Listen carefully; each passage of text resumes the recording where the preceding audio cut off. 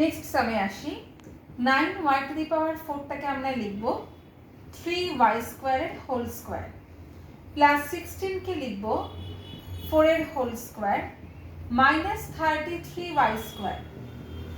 আবার a² plus b² এর formula ফার্স্টে অ্যাপ্লাই করছি, a plus b whole square minus 2ab, এটাকে আমরা সেমই রাখছি।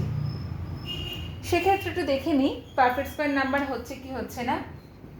3y² প্লাস 4 হোল স্কোয়ার, এখানে 3 2 যা 6, 6 4 যা 24, তাহলে মাইনাস 24y² মাইনাস 33y²।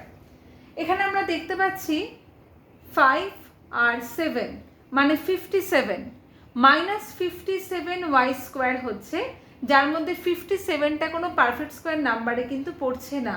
তাহলে আমরা কি করব, এই প্লাসটাকে চেঞ্জ করে মাইনাস করছি আর এটাকে প্লাস করছি, মানে সেকেন্ড ফর্মুলাটা a minus b whole square plus 2ab, তাহলে এখানেও তাই হচ্ছে মাইনাস প্লাস।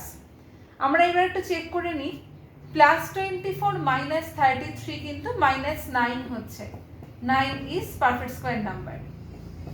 তাহলে মাইনাস 9y², এখানে 3y² minus 4 whole square minus 3y whole square, তাহলে a² minus b², a plus b whole into a minus b. আমরা সবসময় খেয়াল রাখবো যে a² প্লাস b² এর ফর্মুলাটা অ্যাপ্লাই করার সময়তে যে a minus b whole square plus 2ab apply করব নাকি a plus b whole square minus 2ab apply করব, যাতে আমার সেকেন্ড টার্মটা পারফেক্ট স্কোয়ার আসে।